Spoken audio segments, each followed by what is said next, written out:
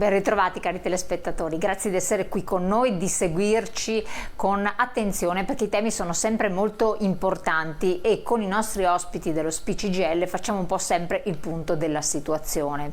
Parliamo di centri e servizi per anziani, del numero di anziani, della situazione attuale, di quello che è anche in previsione, di cosa vuole fare il sindacato. Poi faremo uno spaccato in modo particolare sul territorio veronese con il supporto di chi segue questo territorio dal punto di vista sindacale. Allora vi presento subito i nostri interlocutori. Ben ritrovato Gino Ferraresso del Dipartimento Sociosanitario della SPCGL del Veneto, grazie di essere qui con noi. Buongiorno a tutte e a tutti. E ben ritrovato, ben collegato Adriano Filice, segretario generale SPCGL Verona, grazie. Buongiorno a tutti. Allora, il segretario di Verona ha una riunione importante per cui lo faremo parlare dopo l'introduzione sulla tematica che ci farà Ferraresso, segretario Ferraresso, e dopo lo saluteremo perché appunto deve andare a un altro appuntamento. Incominciamo subito a inquadrare questa situazione, prima a fronte del numero lo ribadiamo sempre segretario, però è bene ricordarlo, dei numeri della non autosufficienza in Veneto che sono, credo alla regia di mettere in onda intanto mentre lei racconta questa slide perché fanno capire di che cosa stiamo parlando, vero? Allora, esatto, perché quando si parla di non autosufficienza si ha magari in mente cosa sta succedendo al proprio caro anziano, ma non si ha l'idea complessiva di quello che sta succedendo nel paese e in particolare nella nostra regione. Qui ci sono alcuni numeri che danno l'immagine di questa cosa.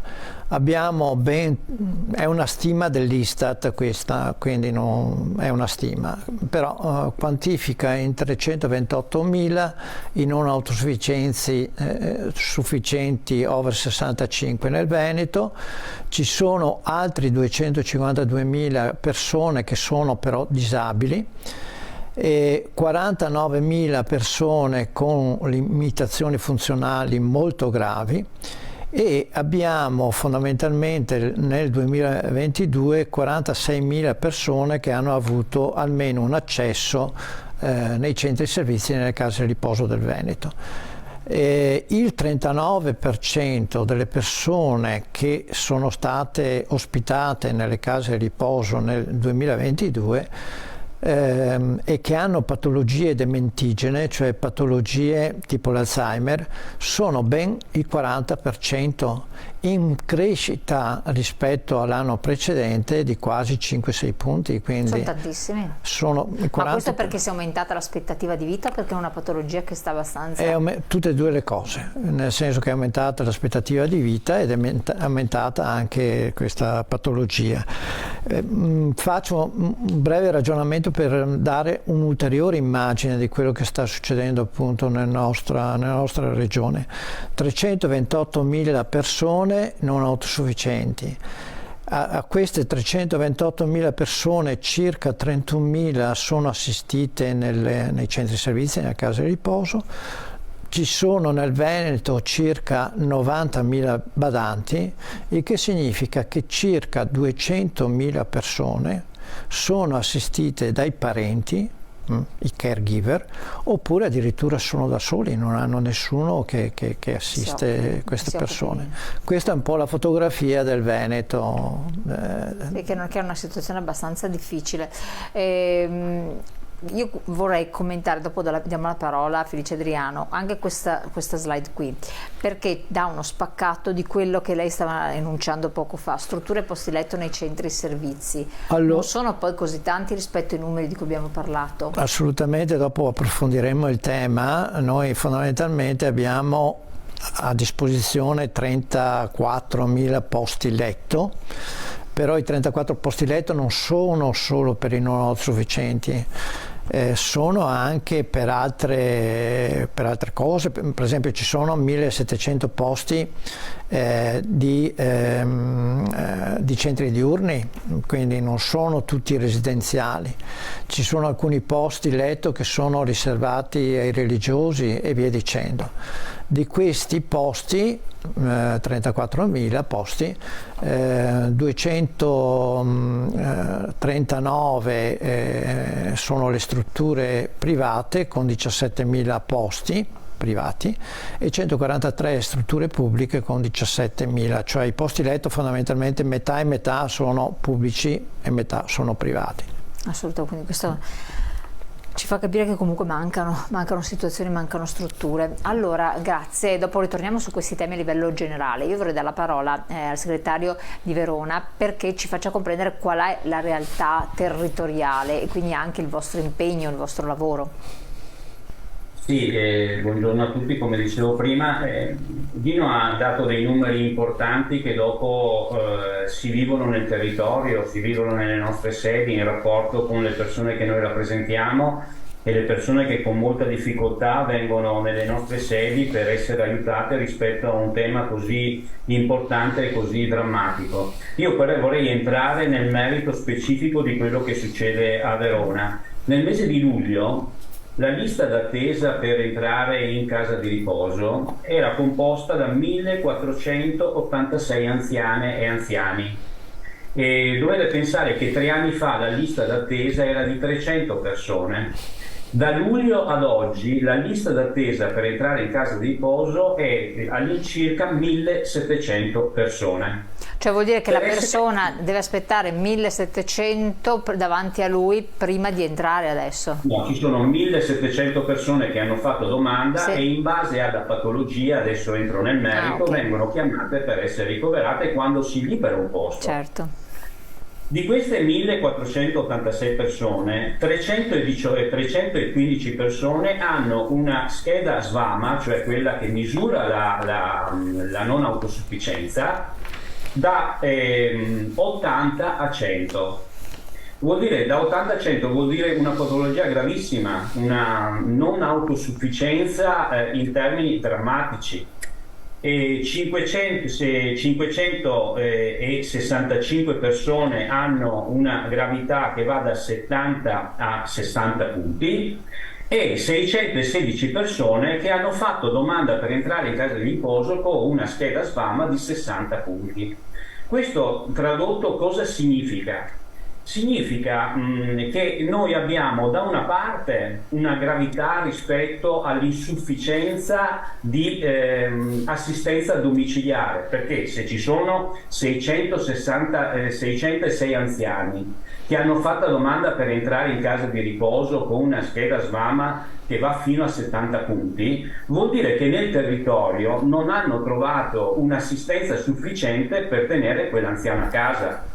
Certo. E quindi manca assistenza domiciliare, mancano strutture sociali, mancano comunità di alloggio, mancano appartamenti protetti. Quindi questo è il primo segnale che noi vediamo nel territorio dell'assenza di assistenza domiciliare. L'altro punto però ancora più drammatico è che ci sono 315 anziani e anziani che hanno fatto domanda per entrare in casa di riposo, che non hanno l'accesso alle case di riposo, che hanno un punteggio oltre gli 80 punti.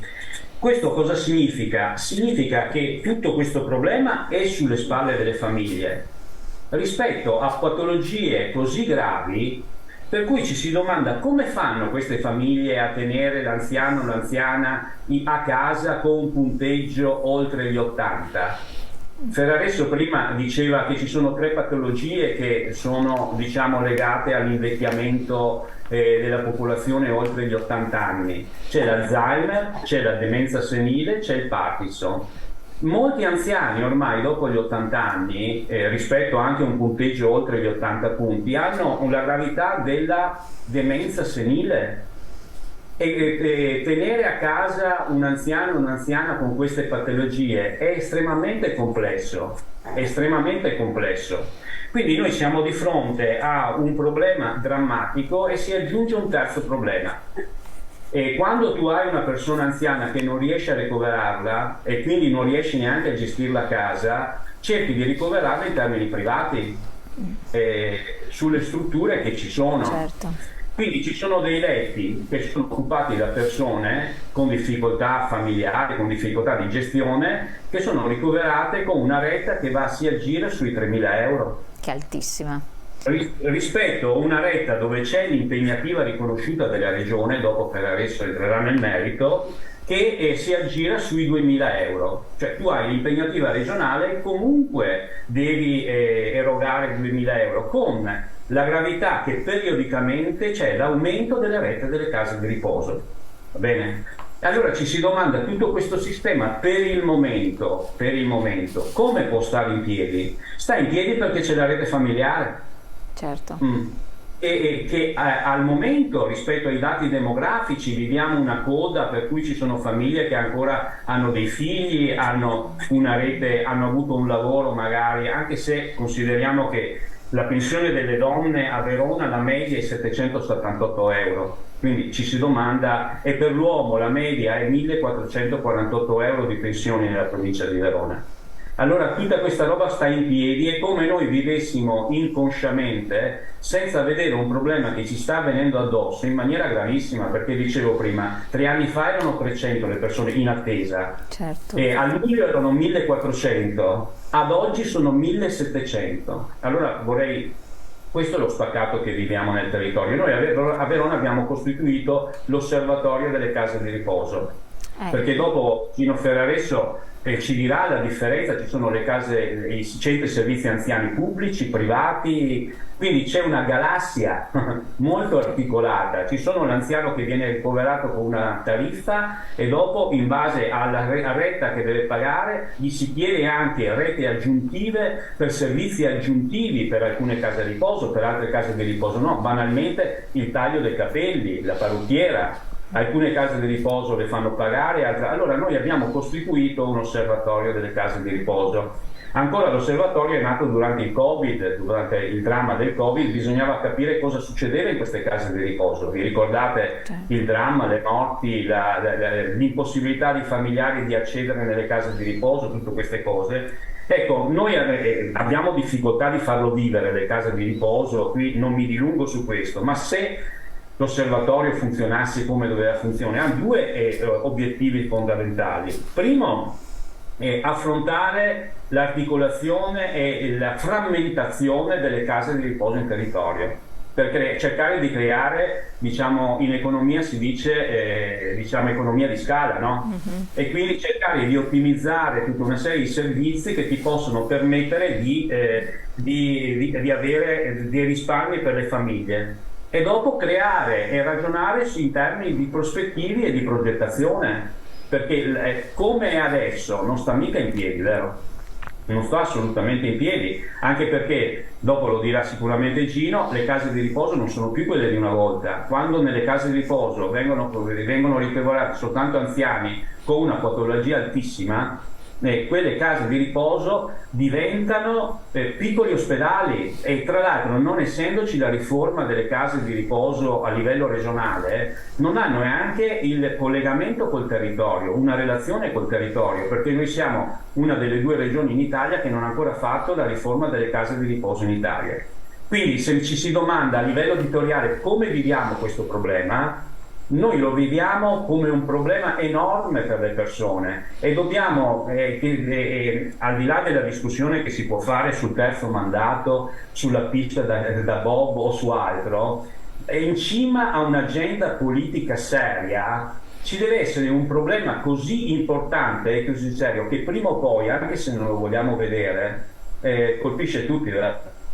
O i nostri familiari o in termini di prospettiva noi stessi. E se noi pensiamo a noi stessi in un futuro e vediamo qual è la situazione, facciamo bene a non pensarci, perché sennò diventa un problema grande. Allora il problema deve essere affrontato in termini politici. Chiaro. Io la ringrazio per il suo intervento, so che lei deve lasciarci. È corretto. La ringrazio anch'io. E quindi la salutiamo, le auguriamo un buon lavoro. Buon lavoro, grazie a voi cari telespettatori. Grazie a voi. Lascio invece alla pubblicità qualche secondo, poi torniamo insieme e facciamo un po' il punto a livello regionale. Grazie Felice Adriano.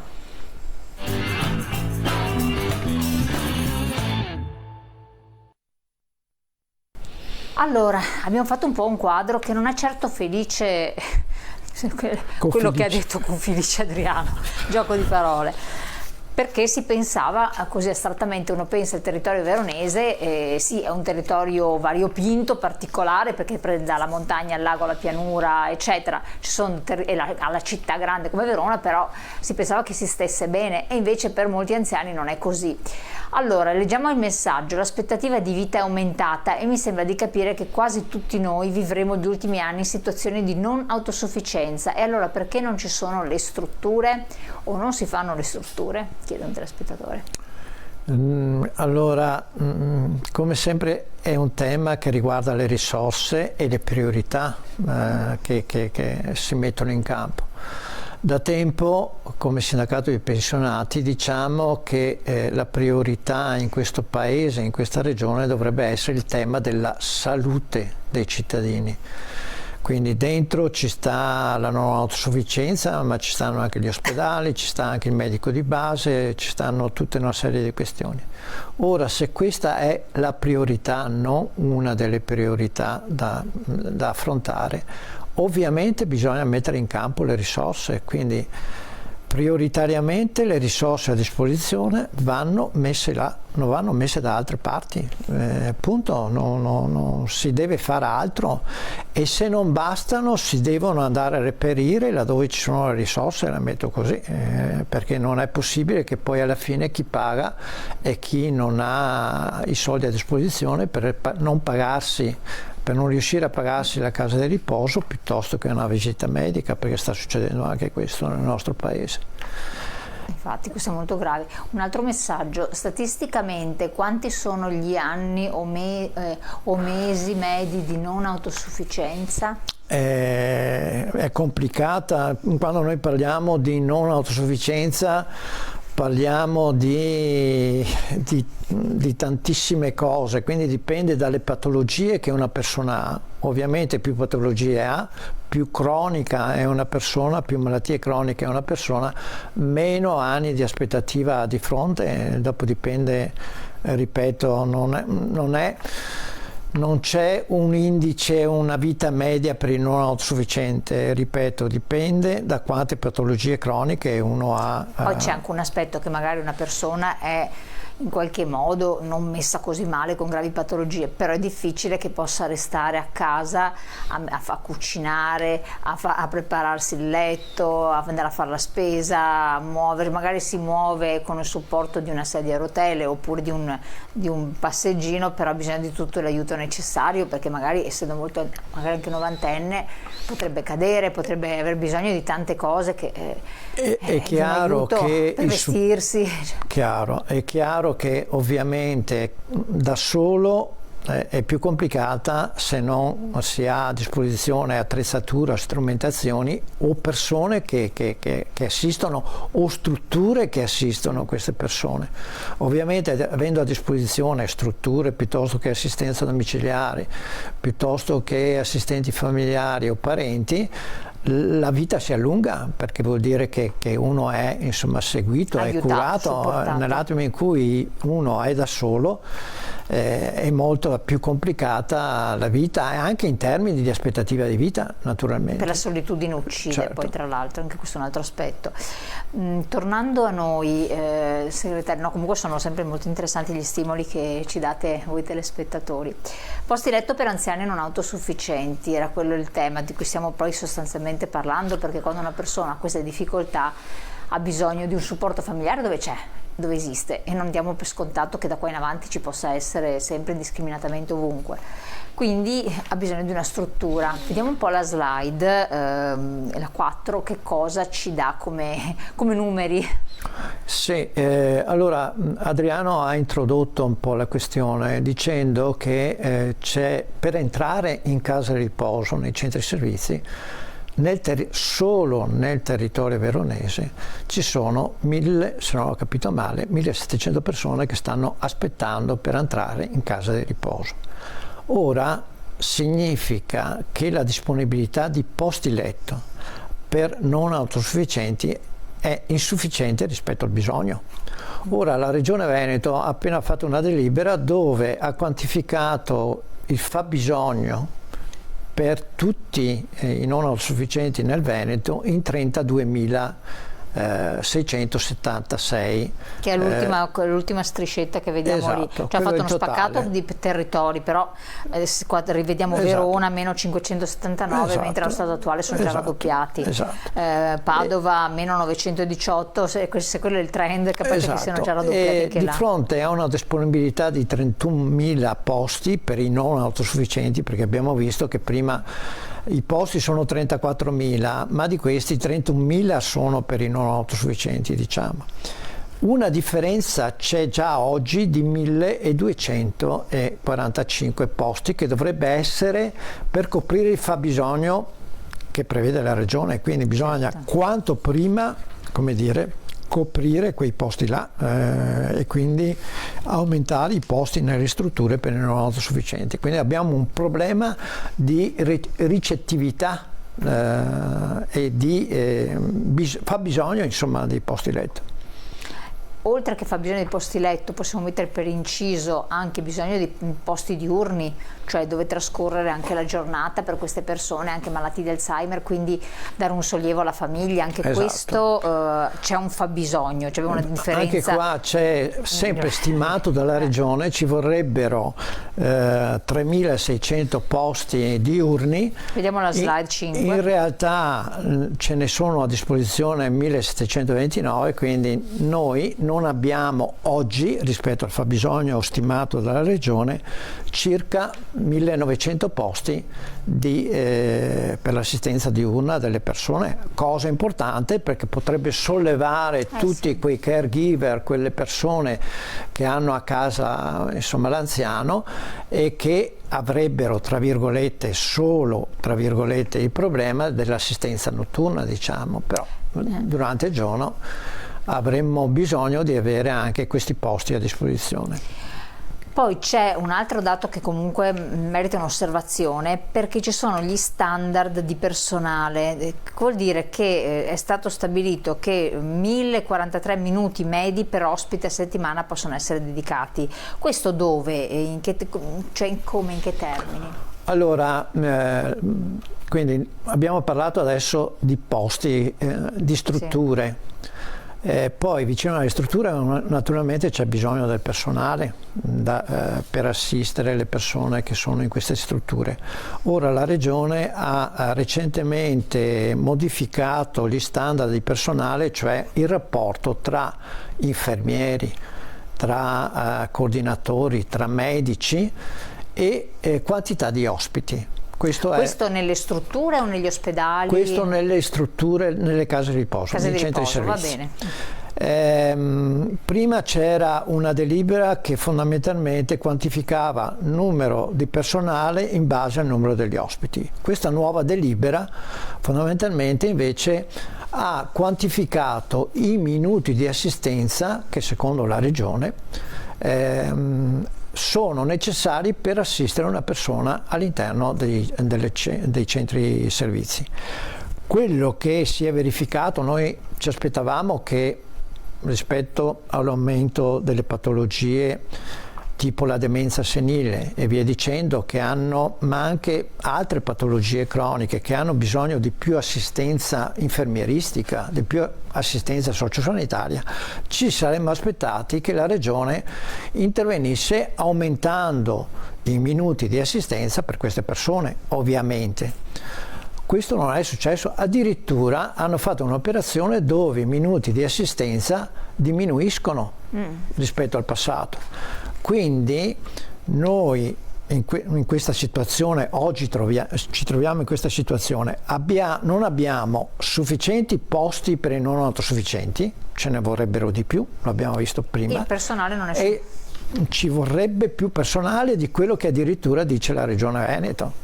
Quindi abbiamo anche qui una slide interessante, un esempio che avete fatto dei nuovi standard, esatto, che ci fa capire che la riduzione complessiva degli standard minimi di servizio è di 46 ore a settimana, è stato ridotto, giusto? Allora, e quindi nella slide 7 praticamente sì, vediamo che ci sono anche qui delle mancanze, come lei sottolineava. La slide successiva vediamo fondamentalmente che allora si è ipotizzata una struttura, una casa di riposo con 120 posti letto, e abbiamo quantificato il minutaggio secondo gli standard che ha previsto la Regione. Abbiamo messo a confronto quelli vecchi con quelli nuovi e, come si vede, si evince insomma da questa slide, diminuiscono fondamentalmente 23 minuti per ospite in una settimana.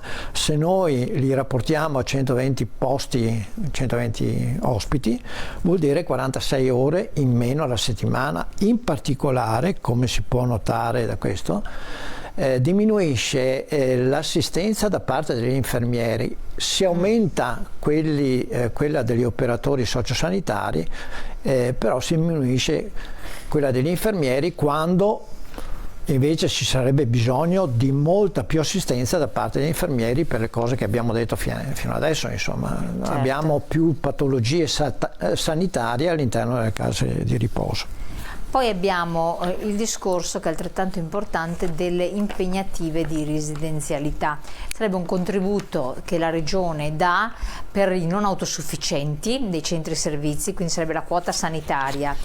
E che cosa risulta? Che c'è una carenza? Anche qua la Regione ha modificato le regole, chiamiamole così.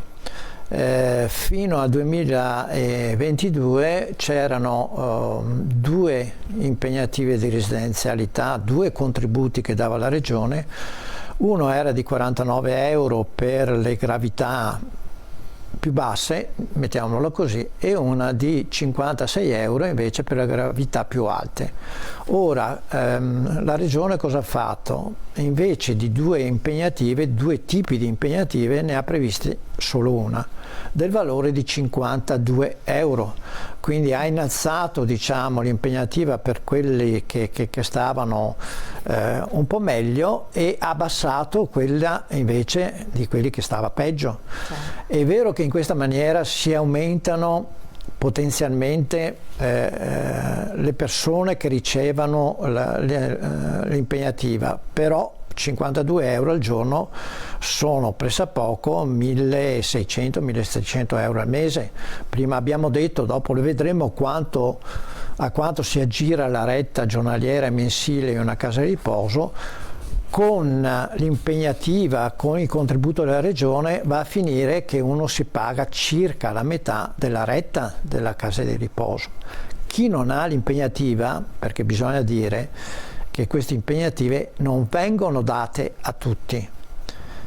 Le impegnative, la Regione ha recentemente stabilito un tetto di 30.000 impegnative, quindi chi ci sta dentro alle 30.000 bene, riceve il contributo, ma abbiamo visto che gli ospiti in casa di riposo al 2022 erano 31.000 e passa, quindi vuol dire che 1.400 persone devono pagarsi la retta intera, che si aggira tra i 2.000 e i 3.000 euro. Anche se non sono autosufficienti. Anche se hanno un punteggio uguale, identico a chi ha l'impegnativa, cioè c'è un però tetto. Non è stato aumentato, non c'è stato un aumento, un diverso. Sì, hanno aumentato appunto il numero delle impegnative, che prima erano 27.000, sono passate a 30.000, ma comunque queste 30.000 non coprono i 1.400 persone, gli altri posti che ci sono nelle case di riposo occupati,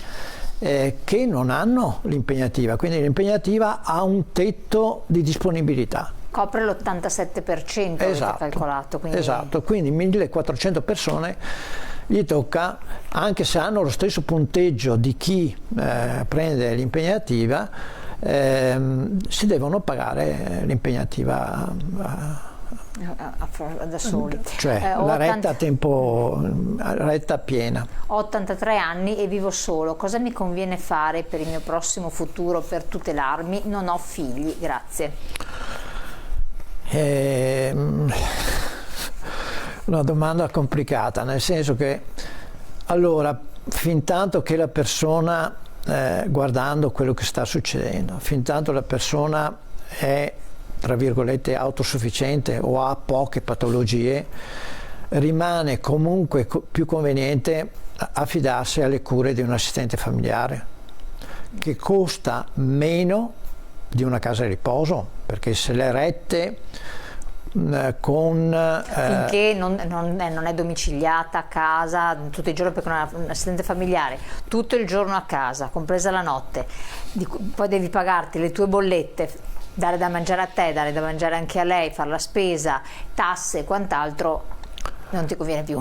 Allora, diciamo che per chi ha allora abbiamo detto, se uno è autosufficiente, basta prendersi un aiuto, esatto. o poche patologie, non entrerebbe neanche in casa di riposo, perché certo. Abbiamo visto le liste d'attesa che ci sono nelle case di riposo. Quindi l'unica possibilità rispetto a una casa di riposo attualmente sono le assistenti familiari. Certo, ma mettessi adesso, la butto là, abbiamo una pubblicità, la butto là anche per i nostri telespettatori, perché ne abbiamo parlato più volte, anche con il sindacato dei pensionati in generale.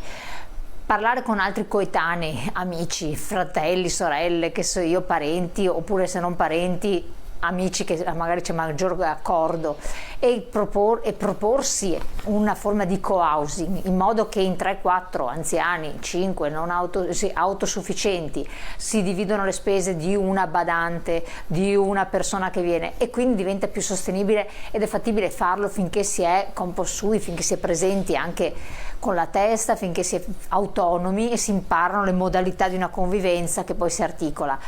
Si vendono delle case, se ne acquista una magari più grande, con più bagni, con più stanze eccetera, e si fa un discorso del genere. La soluzione può essere anche il co-housing, ha ragione. Da valutare. Allora, comunque ne parleremo anche di questo. Restate con noi, canale 19, noi andiamo in pubblicità, poi affrontiamo quest'altra parte che è interessante, perché parliamo anche di rette dei centri servizi per anziani in Veneto. A tra poco.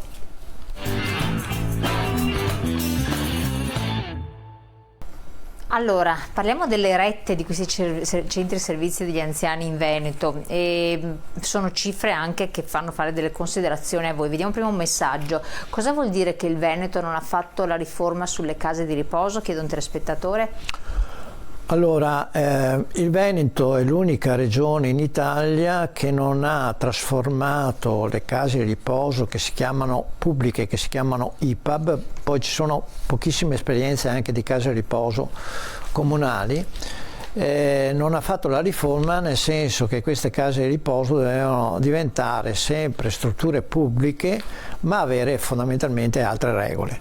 Questa riforma non l'ha mai fatta, e noi siamo ancora a un punto dove le case di riposo pubbliche annaspano un po', perché alla fine, insomma, facendo questa riforma si avevano più garanzie nella durata di queste case di riposo. Oggi come oggi le case di riposo pubbliche, le ex IPAB, chiamiamole così, stanno vivendo un momento di difficoltà sia per i costi sia per i contributi che riceve.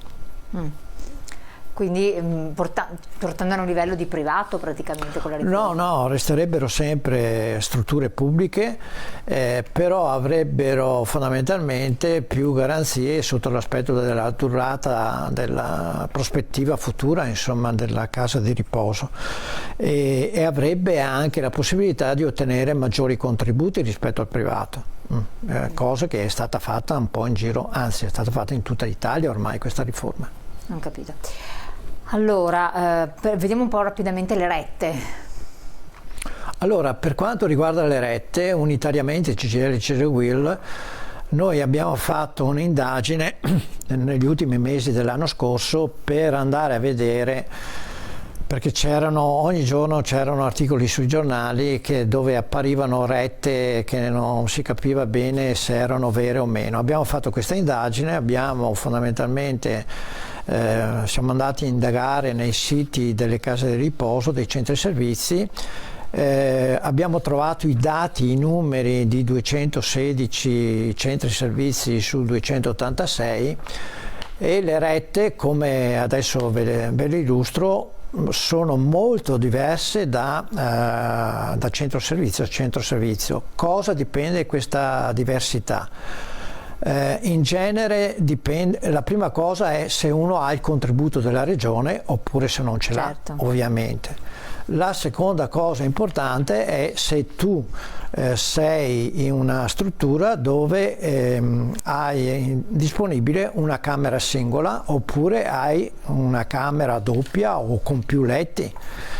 Tenete presente che la maggioranza, che in Europa c'è una direttiva dove si dice chiaramente che si dovrebbe arrivare ad avere, ovviamente per la qualità della vita dell'ospite nelle strutture, avere tutte camere singole con i bagni, cosa che non esiste ovviamente nelle case di riposo. Quindi varia di molto la retta.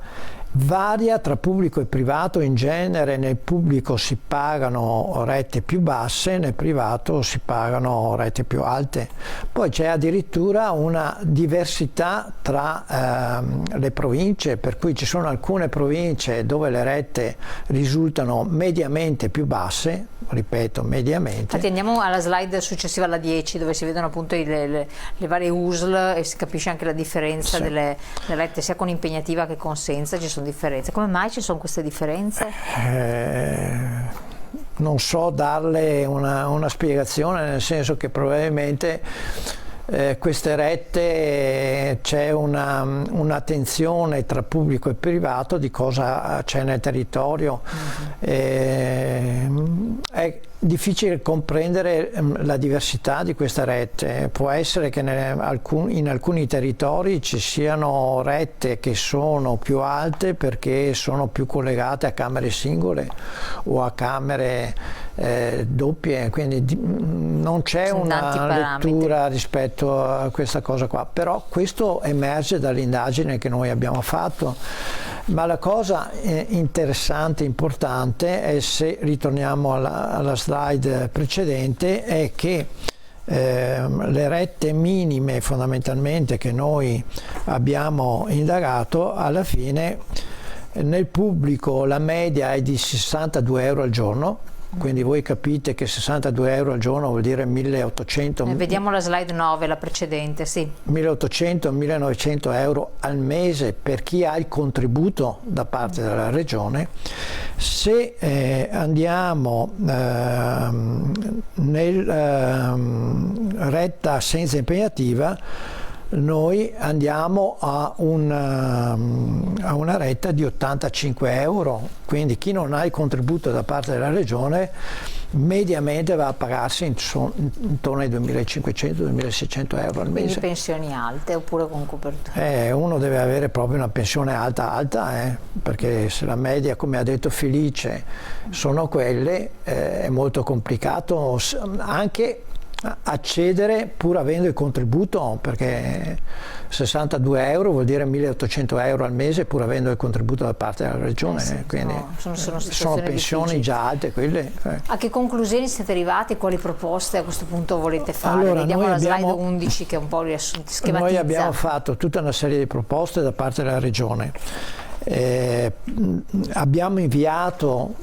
Noi abbiamo fatto un documento rispetto a questo, abbiamo inviato il documento alla regione, abbiamo chiesto un confronto rispetto alle proposte che facciamo. Ovviamente chiediamo di adeguare il numero dei posti letto, abbiamo visto prima 31.000, la regione dice che bastano 32.000, noi abbiamo fatto una ricerca recentemente dove, utilizzando altri criteri, verrebbe fuori che ci sarebbe bisogno nella nostra regione di almeno 50.000 posti per coprire il fabbisogno. Adeguando anche naturalmente le impegnative e l'importo delle impegnative. È chiaro, e anche differenziandole, perché non è possibile, cioè abbiamo visto che il 40% delle persone soffre di patologie dementigene, ormai in casa di riposo si va sempre di più con problemi cronici, problemi sanitari, e abbiamo visto qual è il costo delle rette anche per chi ha il contributo. Noi chiediamo che siano aumentate il numero delle impegnative, ma anche differenziate a seconda della gravità della persona. Per esempio, chi ha la patologia dell'Alzheimer, attualmente però ci sono solo 140 posti in tutto il Veneto. Per queste 145 persone la regione passa 90 euro al giorno piuttosto che i 52. noi pensiamo che almeno quel 40% di persone che hanno patologie dementigene dovrebbero arrivare a prendere non 52 euro, ma i 90 euro per come è previsto per gli altri. Aumentare i posti impegnativi di residenzialità. E poi infine, se andiamo alla slide 12. Successiva, garantire una quota equa. Ecco, c'è un'unica casa di riposo nel Veneto che applica le rette in base al reddito, alla pensione che uno ha, al reddito complessivo che uno ha, ISEE, e differenzia le rette a seconda di quello che ha come reddito. Noi, tutte le altre case di riposo non guardano assolutamente il reddito che uno ha, la pensione che uno ha. Diciamo anche che bisogna aumentare i posti dei centri diurni per dare sollievo alle persone che sono a casa. Una delle risposte alla persona che diceva: ma cosa posso fare io attualmente? Per esempio, avendo 93 anni, non avendo il figlio, eccetera, potrebbe essere quello appunto di rivolgersi alle strutture per un posto in centro diurno, quindi durante il giorno frequentare anche, no? Tenere in compagnia di altre persone, esatto. Fare relazioni, l'invecchiamento attivo famoso, Esatto. E dopo ridefinire gli standard di personale aumentando i minuti di assistenza di cui si era parlato prima. L'abbiamo già detto, in particolare non abbiamo toccato questo tema. Noi pensiamo, qua sono le proposte in estrema sintesi, ma diciamo anche che c'è bisogno di un'assistenza anche da parte del medico, quindi più ore all'interno delle strutture da parte dei medici. E infine noi chiediamo un tavolo con la Regione per affrontare tutte queste tematiche. Oggi abbiamo parlato solo di non autosufficienza, abbiamo visto che è un grande tema che ha molte sfaccettature, Mettiamo gentilmente dalla regia le sedi dello SPCGL mentre finisce, perché siamo in chiusura. Sì, che questo tema ha molte sfaccettature e si deve collegare ovviamente alla persona, si dovrebbe tentare di rispondere ai bisogni individuali delle persone a seconda anche delle patologie, quindi delle un'attività molto mirata, e quindi noi pensiamo che bisogna con la Regione trovare gli strumenti, le risorse per dare una risposta a questi, abbiamo visto, 328.000 anziani non autosufficienti della nostra Regione. Con tendenza in aumento. Gino Ferraresso, grazie di essere stato qui con noi, di averci illustrato queste tematiche, sono estremamente importanti e delicate. Grazie a voi telespettatori di averci seguito, avete visto quali sono e quante sono anche le sedi presenti in modo capillare dello SPCGL nel Veneto. Rivolgetevi, chiedete informazioni, suggerimenti, insomma ci sono gli sportelli che possono darvi assistenza. Buon proseguimento, noi ci vediamo presto, grazie.